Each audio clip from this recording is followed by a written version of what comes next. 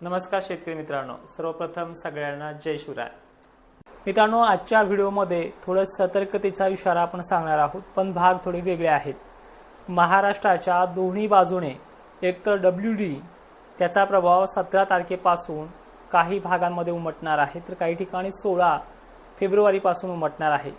तर दुसरी तारीख जी आहे 22, 23, 24 फेब्रुवारी या दरम्यान बंगालच्या उपसागरात मोठं सायक्लोनिक सिस्टम एक कमी दाब बनण्याची शक्यता आहे। या दोन्हीकडे आपण थोडं लक्षपूर्वक ऐकूयात।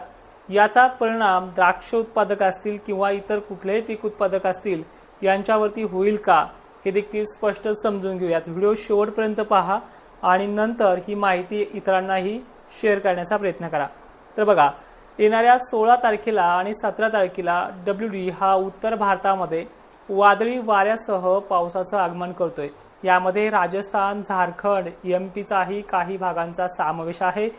खानदेशामध्ये, पश्चिम महाराष्ट्रामध्ये, विदर्भामध्ये हा खूपच ढगाळलेलं वातावरण निर्माण करणार आहे। या काळामध्ये पावसाची शक्यता नसल्यास जमा आहे, पण उष्णता जर टिकून राहिली तर एखादोन अपवाद राहू शकतात। या वातावरणाची चाहूल 15 फेब्रुवारीपासून थोडी जाणवावी लागेल।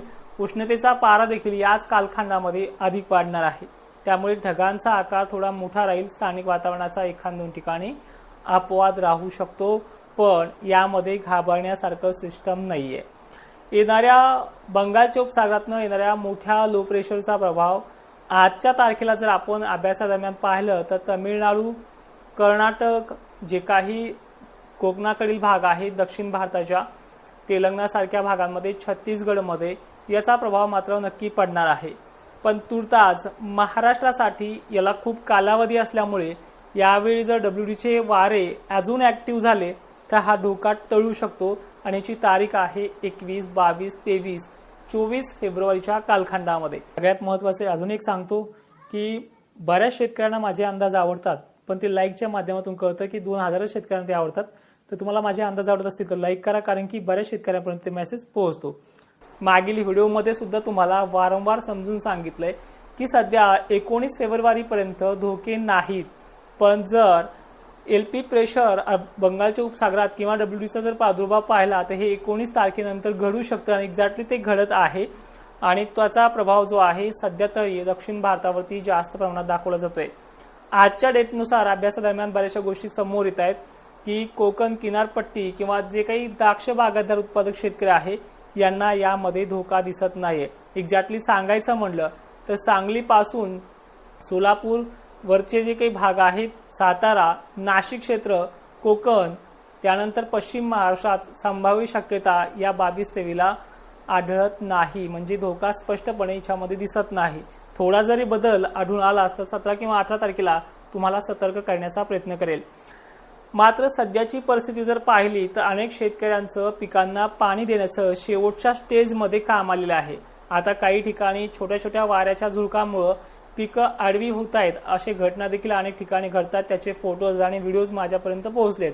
पण मित्रांनो, ह्या कालखंडामध्ये 11, 12, 13 आणि 14 तारखेपर्यंत जे काही तुम्हाला पाणी द्यायचं आहे या टायमिंगला अवकाळी वारे मात्र दिसत नाहीत। पण WDमुळे अचानक उष्णतेमुळे यामध्ये छोट्या आणि प्रभावी वावटळीचा प्रभाव हा 15 ते 16 तारखेपासून वाढू शकतो। त्यामुळे तुम्हाला ह्या तारखांच्या अगोदर एक शेवटचं पाणी ज्यांचं राहिलं असेल त्यांनी देऊ शकता।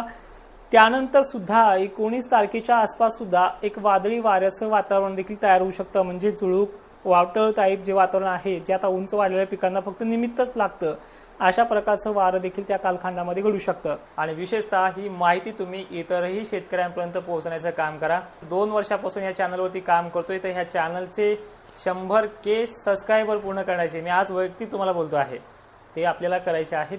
आता उद्यात 22, 23, 24 तारखेला काय घडणार आहे किंवा काही घडू शकतं का, यामध्ये 2 कंडिशन्स आहेत, त्या कंडिशन देखील नीट समजून घ्या। उन्हाळ्यातले जे काही अंदाज असतात ते ठराविक किंवा गॅरंटीसह देण्याचे नसतात। तुम्हालाही माहिती आहे, परतीचा मान्सून असेल किंवा मान्सून काळामध्ये आपल्या प्रयोगशाळांतर्गत एकतर प्रयोगशाळा दाखवेन नाहीतर पाऊस दाखवेन अशा आपण भाष्य केलं आहे। पण ज्या वातावरण अवकाळी आहे त्याचा बराचसा नेम लागत नाहीये। त्याचं कारणही तसंच आहे की वारंवार मी गारपीट सांगायची, वारंवार मी अवकाळी येणार सांगायचं, आणि एखादा बार खरंच पडला तर ठीक आहे, मी वारंवार सांगत होतो आणि तो पडलाय, पण याच्यामध्ये जी तथ्यता आहे ह्या वातावरणाची जी येणाऱ्या कालखंडामध्ये 22-23 ला घडते ही दोन अवस्थेमध्ये आहे. जर WD कमजोर राहिला तरच हे घडू शकतं आणि हे अजूनही 15 तारखेपर्यंत समजणार नाही. पण आता बऱ्याच जणांनी एक रपाटा लावलाय ती येणारच आणि ते प्रत्येक वेळी रपाटा असतो. आभाळ निघलं तरी अवकाळी एखादं ते दगड लागलच. ठीक आहे, मग आपण यामधनं काय समजून घ्यायचंय किंवा आता दोन अवस्था झाली असेल, तुम्ही म्हणता WD जर कमजोर राहिला तर हे होईल, मग WD कमजोर राहील की नाही हे कसं समजायचं ते देखील सांगण्याचा प्रयत्न करतोय. सकाळच्या पारी ज्या दिवशी उष्णता जाणू लागेल ह्या 4 दिवसांमध्ये या 15 तारखेपर्यंत, तर लक्षात घ्या की WD हा कमजोर झालेला आहे. कारण की थंडीचे प्रवाह उत्तरेकडनं येणारे जे आहेत हे कमजोर जाणू लागलेच तर समजून जायचं 22 आणि 23 तारखेला महाराष्ट्राच्या उत्तरेकडील भागांमध्ये आणि पूर्वेकडील भागांमध्ये वातावरण हे सक्रिय राहण्याचा अंदाज आहे. म्हणजे अवकाळीचा प्रभाव राहू शकतो. मग तुम्हाला माझ्या दरम्यान मी काय रोखठोक निर्णय देऊ तो देखील निर्णय पहा. येणाऱ्या 22 आणि 23 तारखेला संभाव्य शक्यता असणारा जिल्हा म्हणजे बुलढाणा, जळगाव, उत्तरेकडील धुळे, थोडाफार जो काही भाग आहे तो म्हणजे बीड जिल्हा, नांदेड परिसर, लातूर आणि इकडे अकोला, अमरावतीची शक्यता वाटते आहे.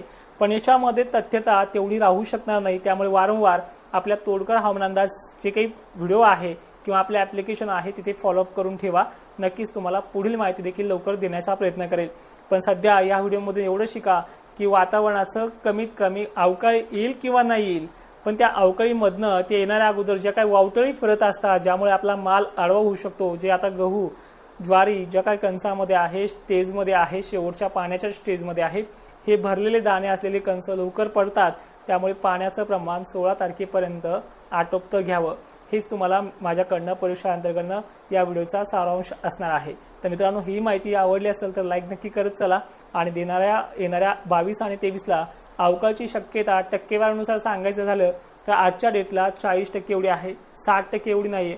म्हणजे कमी असण्याचा कल हा 40% आहे आणि 60% आहे आणि येणार असल्याचा कल जो आहे तो 35 किंवा 40% राहू शकतो. अजून उद्याच्या अपडेटमध्ये यामध्ये काय निघेल हे देखील तुम्हाला सांगण्याचा प्रयत्न करेल. पण माहिती शेवटपर्यंत पाहणाऱ्या शेतकऱ्यांचे धन्यवाद आणि ही माहिती सर्व शेतकऱ्यांना पाठवण्याचा प्रयत्न करा. जय शिवराय.